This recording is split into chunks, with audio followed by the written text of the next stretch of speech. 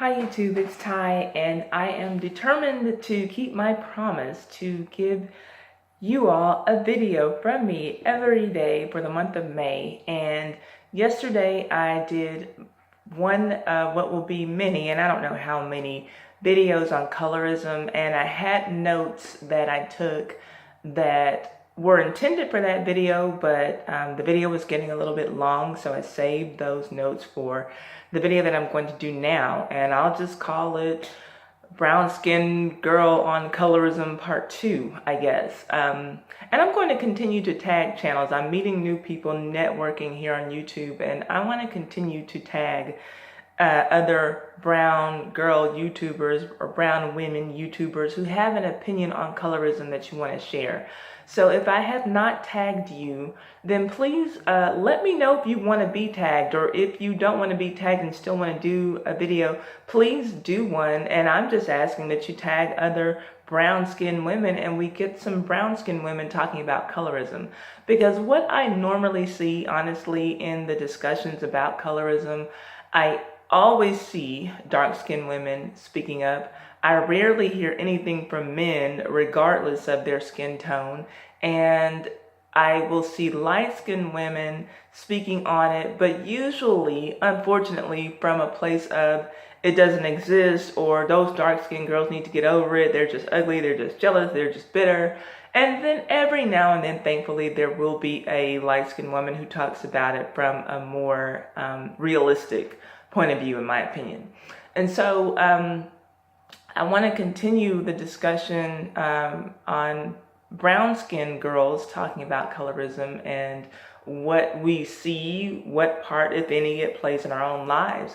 And one thing that I mentioned in the video yesterday, I was talking about reasons why maybe there are not a lot of brown-skinned women talking about colorism. And one thing that I didn't mention that I thought about after I filmed the video was that maybe a lot of brown-skinned women aren't talking about colorism because we are benefiting from it too. Not as much as light-skinned women, but more so than dark women.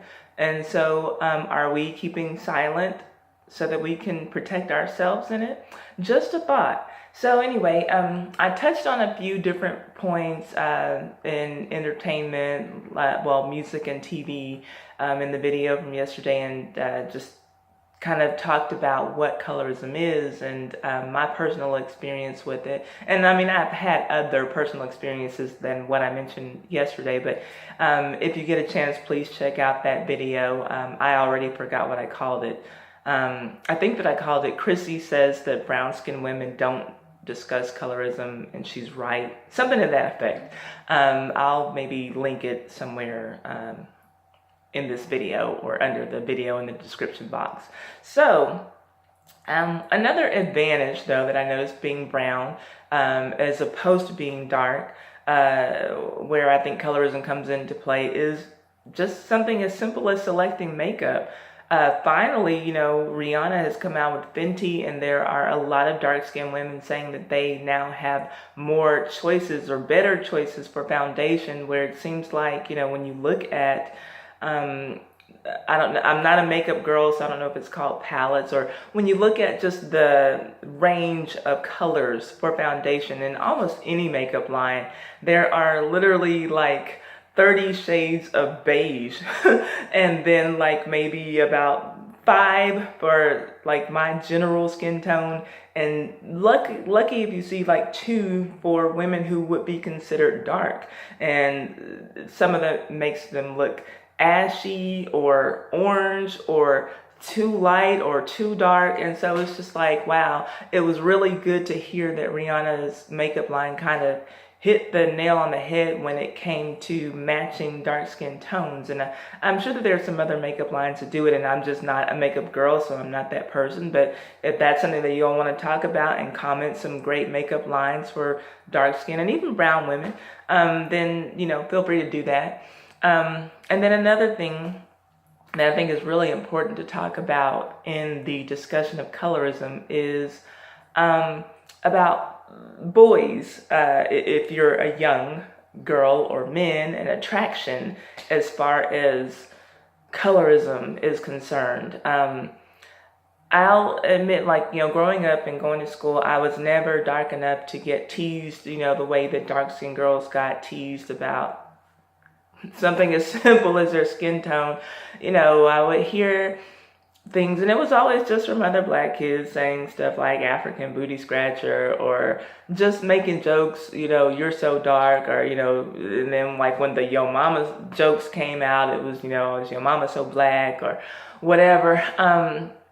So I was never dark enough to catch that or anything. So I can't say that I caught it from that end, but I would notice, once I got in high school, and I can honestly say I was not interested in boys until I got into college. Not that I was like questioning my sexuality or anything. I was just like not into boys. They were just silly and goofy to me. But when I would go out with my friends, in high school, I would notice that it was always a group of us, at least 5 or so of us would be going out to different places, and, almost without any varying, it would be that the light-skinned girls and biracial girls, there was one biracial girl in our clique, and she was my best friend. She passed away when I was in college, but she would get chosen first. And then the lighter skin, just, light-skinned black girl. And then, they would trickle on down to the brown girls. And the, dark girls were chosen last. And they would say things like, ooh, that yellow bone. Or like my best friend, she had freckles and blue eyes. She looked pretty much like a white girl. If it weren't for the texture of her hair, you really would not necessarily know that she was biracial. And so, and that's, guys would say, ooh, just yellow bone, red bone. They would talk about her freckles, talk about her, wavy hair and things like that. And, but just as much as I told my mom, the guys in Houston or people in Houston weren't colors, they were, and I haven't really been able to connect the dots, I guess, until my adulthood. But I would always get chosen before my darker skin friends by black guys. And I'm saying guys because, I don't want to say boys because that sounds disrespectful, but they weren't men because, we were girls. But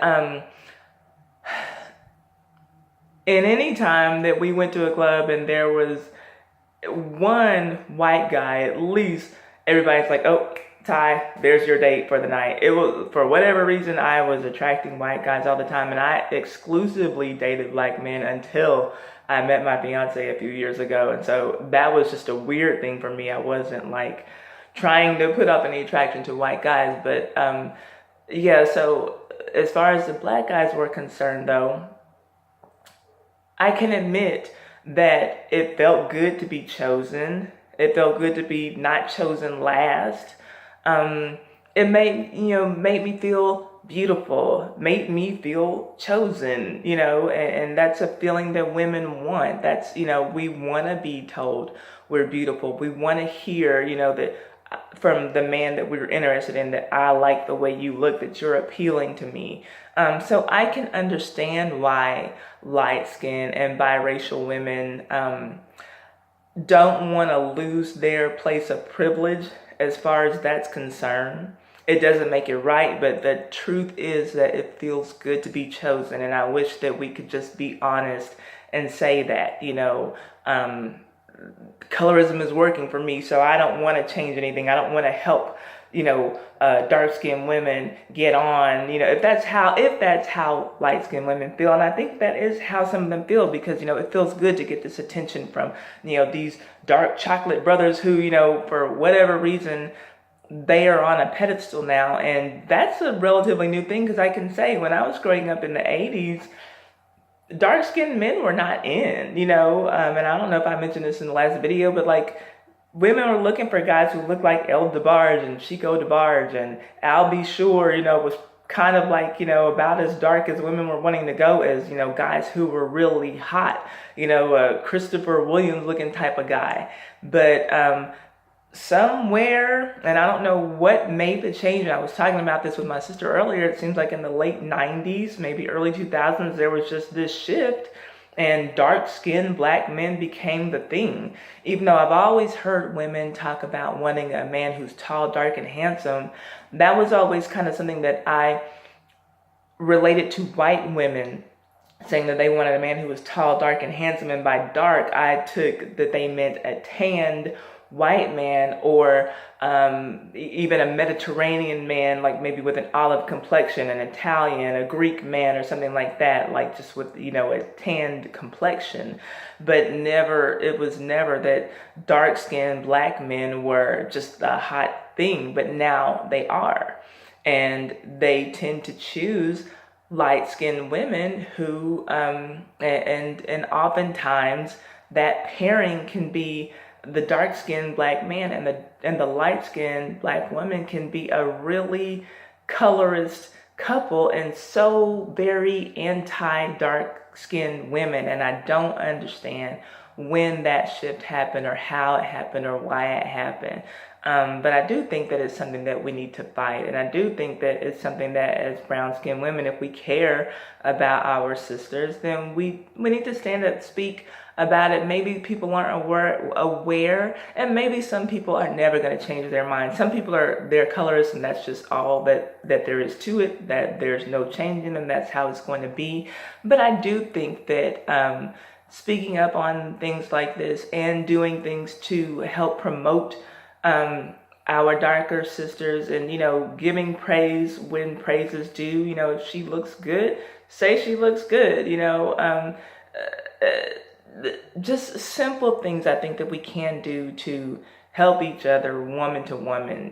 We should do if we really care, because I am just sick and tired, frankly, of dark-skinned black women just being the butt of all these jokes in Hollywood, in the entertainment industry in general, and just in real life.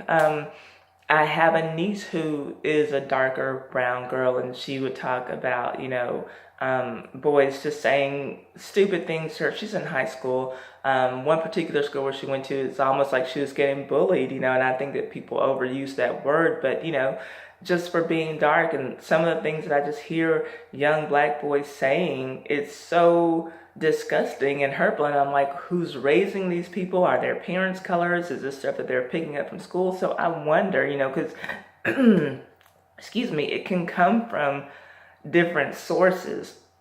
And I don't want to pause the video, so let me take a sip of my water. I'm still battling a cold.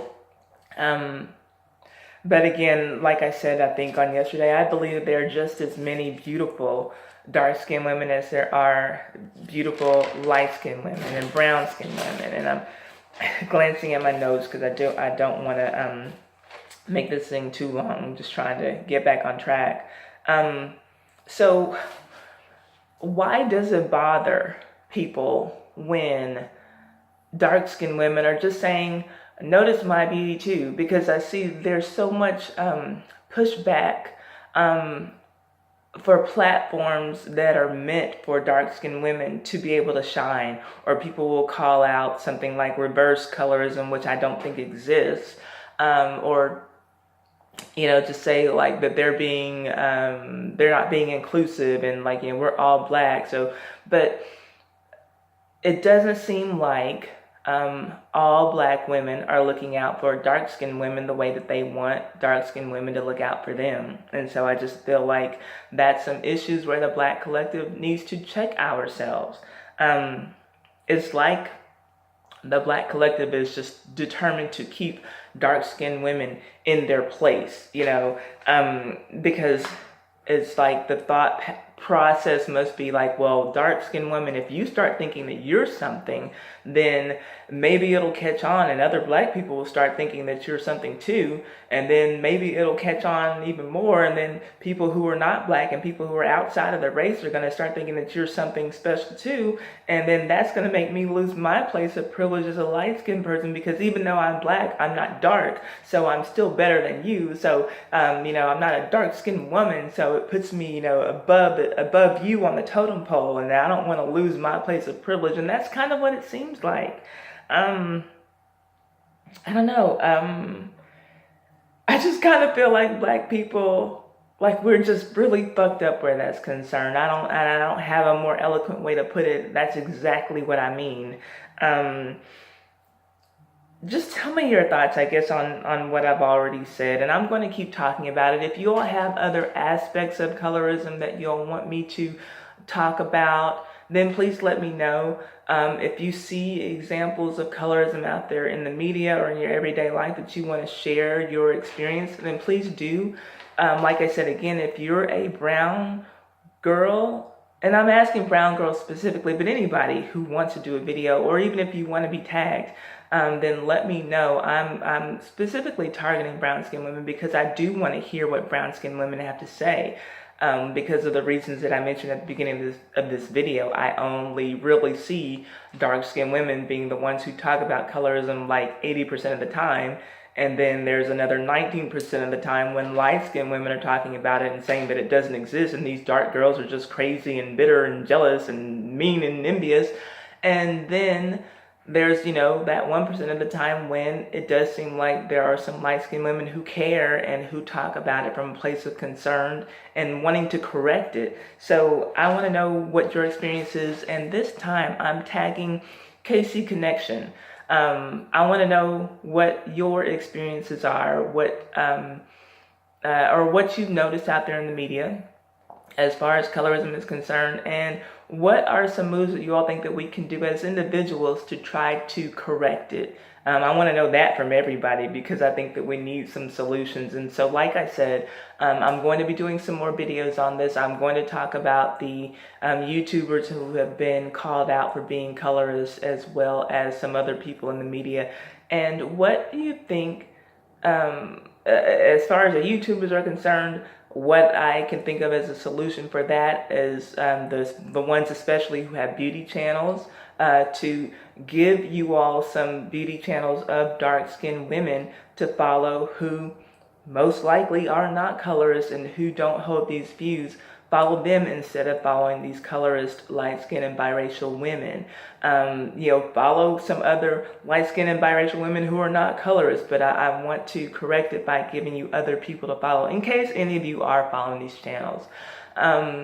I think that there are just small things that we can do to correct things, and maybe there's something big that we can do.